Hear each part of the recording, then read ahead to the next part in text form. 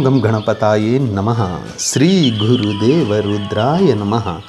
ಎಲ್ರಿಗೂ ನಮಸ್ಕಾರ ಸ್ನೇಹಿತರೆ, ನಾನು ನಿಮ್ಮ ಪ್ರಕಾಶ್.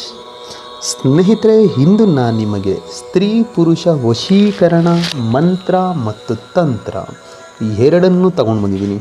ಈ ಮಂತ್ರ ತಂತ್ರ ಎರಡೂ ಸೇರಿದರೆ ಯಾವುದೇ ನೀವು ಕ್ರಿಯೆ ಮಾಡಿದರೂ ಅದರ ಫಲಿತಾಂಶ ಬರೋದಕ್ಕೆ ಜಾಸ್ತಿ ಸಮಯ ತೆಗೆದುಕೊಳ್ಳೋದಿಲ್ಲ, ತುಂಬ ಶೀಘ್ರವಾಗಿ ಬರುತ್ತೆ. ಅದರಲ್ಲೂ ಬೆಳ್ಳುಳ್ಳಿಯಿಂದ ಯಾರನ್ನು ಬೇಕಿದ್ದರೂ ವಶೀಕರಣ ಮಾಡಿಕೊಳ್ಳಿ. ಅದು ಹೇಗೆ ಏನು ಅದರ ವಿಶೇಷತೆ ತಿಳಿಸ್ಕೊಡ್ತೀನಿ.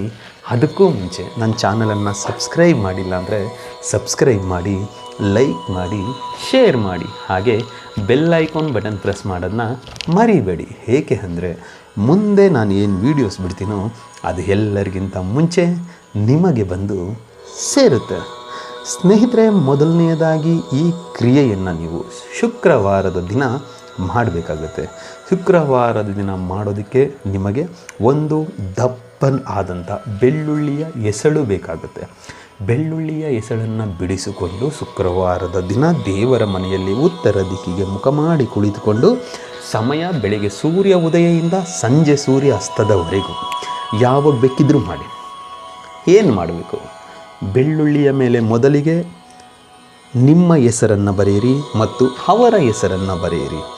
ಬರೆದು ಅದನ್ನು ನೀವು ಬಲಗೈಯಲ್ಲಿ ಹಿಡಿದುಕೊಂಡು ಇವಾಗ ನಾನು ಏನು ಮಂತ್ರ ಕೊಡ್ತೀನೋ ಈ ಮಂತ್ರವನ್ನು ನೀವು 108 ಸಾರಿ ಪಠನೆ ಮಾಡಿ.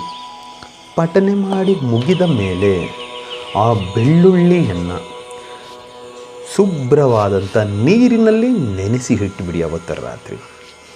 ಮತ್ತು ಮರುದಿನ ಆ ಬೆಳ್ಳುಳ್ಳಿಯನ್ನು ತೆಗೆದುಕೊಂಡು ಹೋಗಿ ನೀರಿನ ಸಮೇತ ಅರಳಿ ಮರದ ಬುಡದಲ್ಲಿ ಗುಂಡಿ ತೋಡಿ ಮುಚ್ಚಿ ಹಿಂದೆ ತಿರುಗಿ ನೋಡಬೇಡಿ, ಸೀದಾ ಮನೆಗೆ ಬಂದುಬಿಡಿ. ಇಷ್ಟು ನೀವು ಮಾಡಿದ್ದೇ ಆದಲ್ಲಿ, ಯಾಕೆಂದರೆ ಇಲ್ಲಿ ಮಂತ್ರ ಪ್ರಯೋಗ ಆಗುತ್ತೆ, ತಂತ್ರ ಪ್ರಯೋಗ ಆಗುತ್ತೆ. ಮಂತ್ರ ಬಾಯಲ್ಲಿ ಪಠನೆ ಮಾಡ್ತೀರಾ 108 ಸಾರಿ, ತಂತ್ರ ಬೆಳ್ಳುಳ್ಳಿಯಿಂದ ಕ್ರಿಯೆ ಮಾಡ್ತೀರಾ.